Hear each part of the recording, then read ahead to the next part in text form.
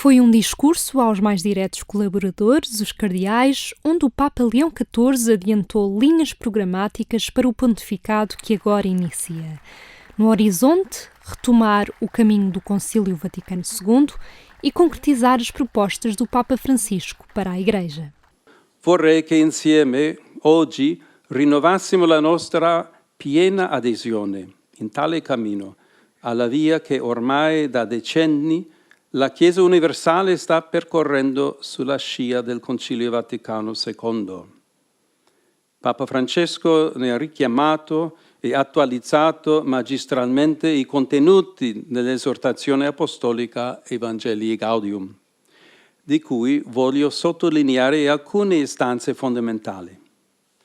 Il ritorno al primato di Cristo nell'annuncio, la conversione missionaria di tutta la comunità cristiana, la crescita nella collegialità e nella sinodalità, l'attenzione al sensus fidei, specialmente nelle sue forme più proprie e inclusive, come la pietà popolare, la cura amorevole degli ultimi, degli scartati, e il dialogo coraggioso e fiducioso con il mondo contemporaneo nelle sue varie componenti e realtà.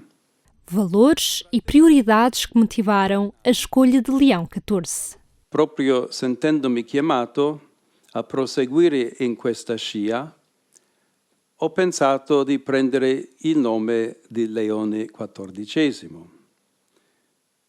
Diverse le ragioni, però principalmente il Papa Leone XIII, infatti, con la storica enciclica Rerum Novarum, affrontò la questione sociale nel contesto della prima grande rivoluzione industriale. E oggi la Chiesa offre a tutti il suo patrimonio di dottrina sociale per rispondere a un'altra rivoluzione industriale e agli sviluppi dell'intelligenza artificiale, che comportano nuove sfide per la difesa della dignità umana, della giustizia e del lavoro. O Papa Leão XIV agradeceu o trabalho do Colégio Cardinalício e conta com a ajuda de todos e sempre. La vostra presenza mi ricorda che il Signore che mi ha affidato questa missione non mi lascia solo nel portarne la responsabilità. So prima di tutto di poter contare sempre sul suo aiuto, l'aiuto del Signore, e per sua grazia e provvidenza sulla vicinanza vostra e di tanti fratelli e sorelle che in tutto il mondo credono in Dio, amano la Chiesa e sostengono con la preghiera e con le buone opere il Vicario di Cristo. Leão XIV evocou o pontificado do Papa Francisco, os que homenagearam o seu pontificado e acompanharam em Roma a eleição de um novo Papa. A verdadeira grandeza da Igreja, que vive na variedade dos seus membros unidos à única cabeça que é Cristo, como afirmou.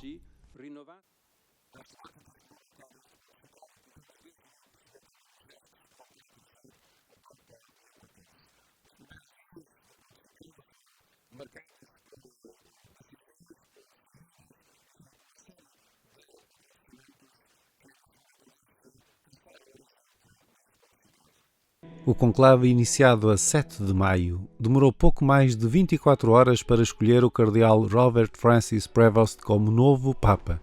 O primeiro pontífice norte-americano, antigo responsável mundial da Ordem de Santo Agostinho, foi missionário e bispo no Peru, antes de ser escolhido por Francisco como prefeito do dicastério para os bispos, uma figura de pontes que iniciou o pontificado com um apelo à paz. La pace sia con tutti voi.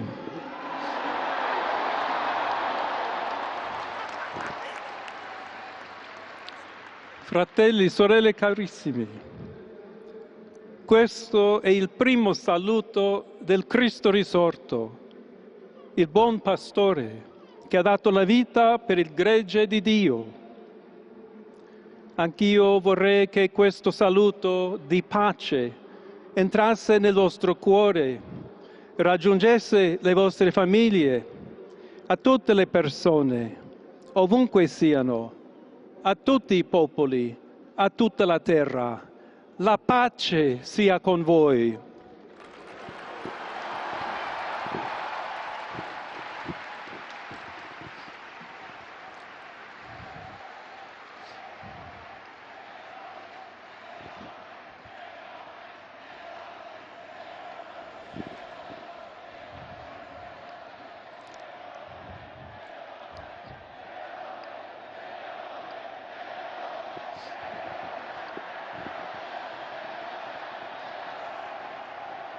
Questa è la pace di Cristo risorto, una pace disarmata e una pace disarmante, umile e perseverante.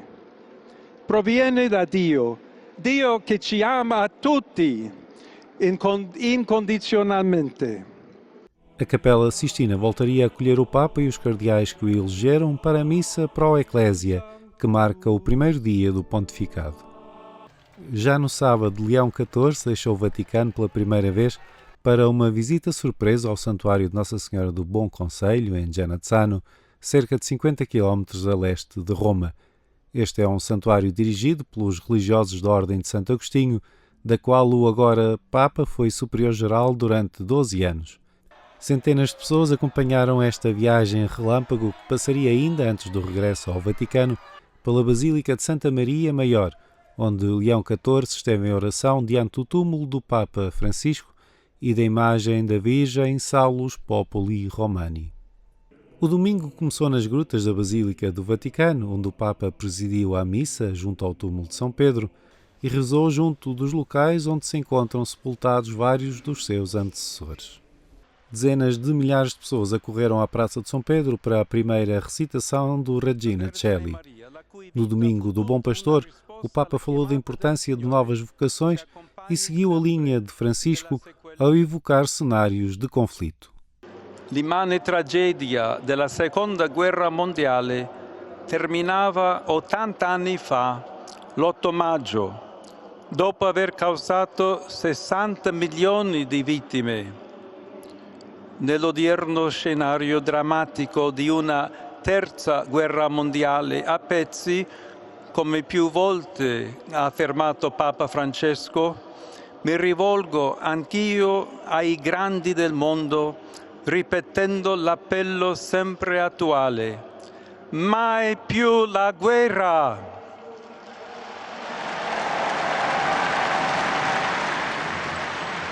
Porto nel mio cuore le sofferenze dell'amato popolo ucraino. Si faccia il possibile per giungere al più presto a una pace autentica, giusta e duratura.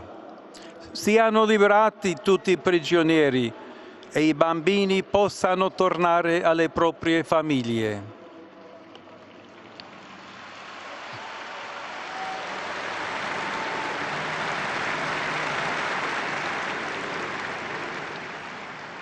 Mi addolora profondamente quanto accade nella striscia di Gaza.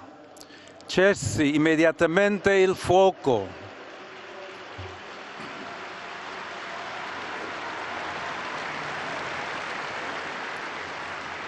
Si presti soccorso umanitario alla stremata popolazione civile e siano liberati tutti gli ostaggi.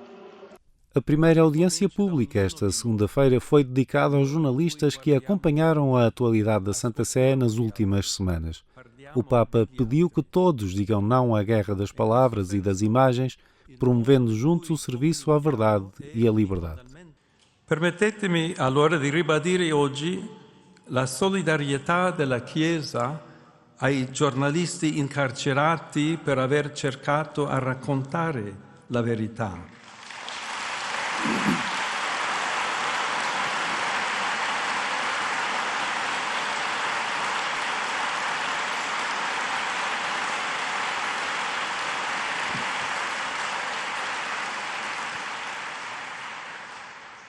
E con queste parole anche chiedere la liberazione di questi giornalisti incarcerati.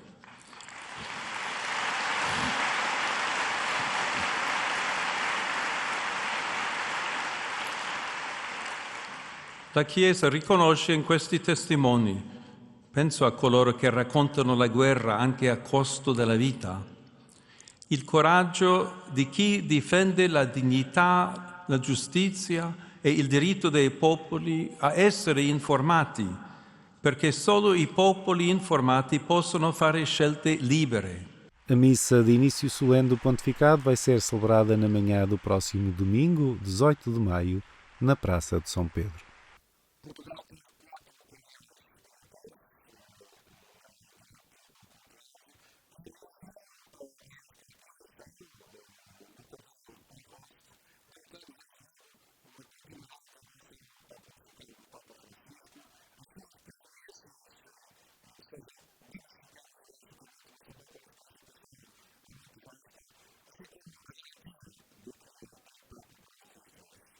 Ele é norte-americano, de nascença, não é?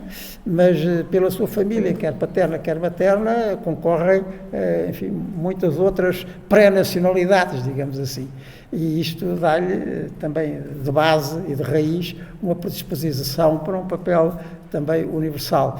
E depois o seu trabalho, quer nos Estados Unidos, quer no Peru, onde ele também foi bispo, e tem visto desde ontem e, sobretudo, desde hoje, através dos médias, mensagens muito congratulatórias daqueles que tiveram a ocasião de trabalhar com ele ou que foram diocesanos dele também.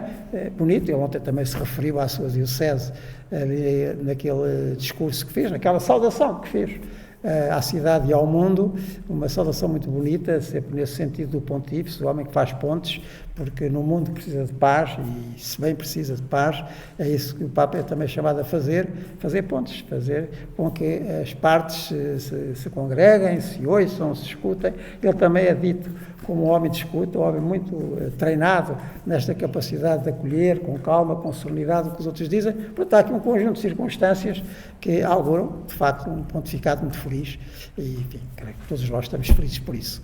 E hoje estamos exatamente a viver uma nova era, uma nova época, renovada, com muitas coisas novas que levantam interpelações profundas à humanidade, à própria Igreja, e por conseguinte o próprio, penso eu, que era o próprio Papa Leão XIII, que punha limites ao capitalismo liberal, onde domina a força maior, onde domina a força do mais rico, do maior, sobre o mais fraco, e também do aspecto, na altura chamado socialismo, que era o comunismo na altura, para defender a liberdade e a dignidade da pessoa humana e, concretamente, dos trabalhadores. Pedro conjuga estes dois aspectos. Portanto, tem a experiência do que é o capitalismo liberal sem regras nos Estados Unidos e do que é a pobreza extrema no Peru. Não sei se isto é providencial, não? Fez pensar nisso, assim, olha, não sei se para este momento é providencial este homem, porque de facto a Igreja, quer se queira, quer não queira, na figura do Papa, como foi o Papa Francisco, é uma autoridade moral e espiritual reconhecida na questão social. Eu acho muito interessante o tal continente digital, que a geografia e as fronteiras diluem-se, que este desafio que é colocado à Igreja, que é colocado a Leão XIV, que é colocado à sociedade, estou convencido que quanto mais a pessoa em causa tiver um historial, carregar uma história de vida e de experiência de vida o mais transversal possível em relação à sociedade, mais facilmente vai ser capaz de ser sensível, de ser sábio e de entender e de responder e de ajudar a criar as pontes. Porque quanto mais nós conhecemos a realidade, mais somos capazes de tomar a iniciativa e pronunciarmos sobre ela. E, de facto, o Papa, felizmente eleito, conjuga nele, quer pela família, quer pela experiência, quer por todo aquilo que acabamos de ouvir e dizer, compacta aqui muita possibilidade das coisas correrem muitíssimo bem. E é isso que desejamos para ele, para a Igreja e para o mundo que tanto precisa. Há neste Papa duas características que eu acho que são muito importantes e muito atuais na linha do que os senhores cardeais disseram. Uma delas é a sua característica pessoal de grande serenidade. certamente fomos todos sensíveis, os meus amigos também, na maneira como ele apareceu ontem, enfim, na loja, na varanda de São Pedro, e numa circunstância destas, não é? Enfim, é um homem sereno, não há ali precipitação, não há ali arrancos, não é? Sereno, não é? Sereno. E isto é característica dele. O cardeal Dom Américo falava da presença dele lá em Lisboa, na Jornada Mundial da Juventude, vai por 2 anos, a mesma coisa, sereno, calmo, ouve, escuta, atento, não precipita respostas, deixa que a pessoa fale. Isto é muito importante para se conseguir a tal ponto, não é? A ponto tem que ter um lado e outro, não pode ser apenas o lado onde nós estamos, tem que se contar com o lado onde o outro está, para nos encontrarmos a meio caminho.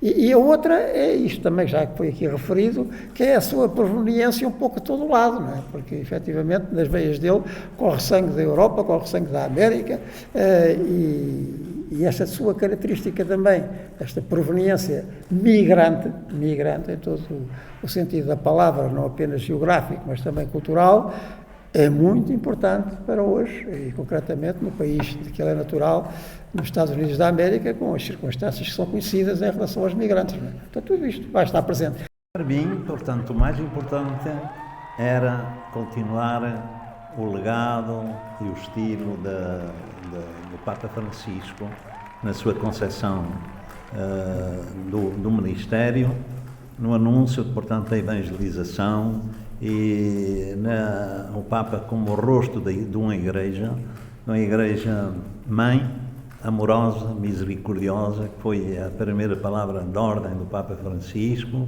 uma igreja hospital de campanha, como ele também dizia, uma igreja em saída, não fechada sobre si mesma, nem que fala só a si mesma e sobre si mesma, mas uma igreja que vai ao encontro de todos, sem discriminação, sem perda da sua identidade, mas reconhecendo também o que de positivo tem os outros, nas suas diferenças. Uma igreja sinodal, portanto, em que não domina o clericalismo, quer dizer, numa corresponsabilidade de todos, embora corresponsabilidade diferenciada, e uma igreja transparente. O cardeal Prevost, como é que nós dizemos, é um low profile, portanto, alguém muito discreto, muito afável. Temos aqui esta mistura, digamos, humana, muito diversificada dos seus pais, né, da sua vivência. Estamos a falar de alguém que esteve até aos 20 e tal anos de idade nos Estados Unidos, depois vai fazer formação para os agostinhos, depois faz formação em Roma, depois regressa. Portanto, estamos a falar aqui de alguém que tem uma preparação, uma base muito diversificada, e eu acho que também é particularmente a mão de Deus, não tenho dúvida nenhuma que é a mão de Deus. Quando estamos a viver hoje, que eu tenho falado muito, aquele déficit de vozes encantatórias que dizia o Dr. Adriano Moreira no mundo, não há dúvida nenhuma que neste déficit termos agora um Papa que é americano, que é filho de migrantes, tem uma experiência particularmente rica e sugestiva da vivência de tudo isto. Colocá-lo agora no centro da geopolítica mundial, com todos os problemas que temos, acho que Deus não podia ter feito melhor, e nós fizemos o que dependia de nós. Estes 2 papas, o último, o Papa Francisco e este agora, o Papa Leão XIV, provêm os 2 da América, um da América do Norte, o outro da América do Sul. Ambos provêm de ordens religiosas, onde tiveram responsabilidades muito importantes. O Papa Francisco na Companhia de Jesus, o Papa Leão na Ordem dos Agostinhos, não é? E também com responsabilidades de geral até, não é? Por outro lado, o facto de um ter partido do Norte e o outro ter partido do Sul traz aqui uma convergência que eu acho que é muito interessante. Portanto, vem de um continente onde hoje está uma parte substancial do catolicismo mundial, de um continente onde há coisas em comuns, mas também coisas distintas, e por isso tenho muita curiosidade em ver agora a tradução, digamos assim, norte-americana de raiz, daquilo que nós vimos na tradição sul-americana de raiz, embora depois, com certeza, também muito complementada pela experiência pessoal de cada um ao longo da sua vida. Estou com muita curiosidade. Há aqui aspectos que são semelhantes. A proveniência de ordens religiosas, a proveniência do mesmo continente, quer do sul, quer do norte, ver como é que isto agora funciona em termos de Igreja Universal, repito, estou com muita curiosidade, porque a história não é apenas para se contemplar no passado, é também para se prever no futuro. Francisco foi Francisco, não há clonas, não há substituição de Francisco, cada um tem a sua personalidade, o seu próprio carisma.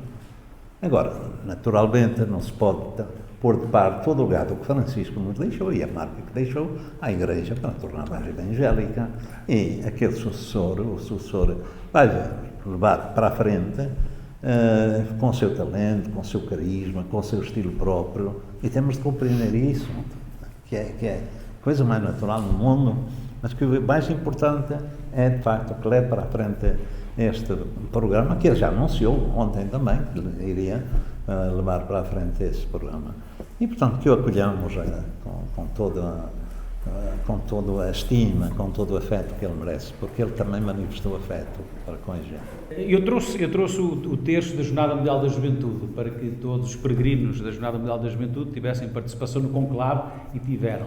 E ofereci ao Papa, portanto, a primeira oferta, e pedi que ele abençoasse, que era para ser a primeira bênção, e depois ofereci-lhe, exatamente para significar o que está a perguntar, ou seja, a todos nós, cada um de nós, para além de pessoalmente termos um papel, temos consciência daquilo que significa todos aqueles que nos fizeram chegar as orações, nos fizeram chegar os seus pedidos, nos fizeram chegar a solidariedade, e não tenho dúvida nenhuma que seja Setúbal, seja Lisboa, seja Fátima, seja Portugal inteiro, e tantos que fizeram chegar orações e pedidos do mundo inteiro, que se sentem representados nos 103 cardeais eleitores. Disse-lhe, enfim, com os meus votos de felicidades, de augúrios, trago também os votos de todos os peregrinos de Fátima, que é onde se reza por Fátima, e vamos rezar por si, e esperamos, no momento oportuno, esperamos uma visita sua.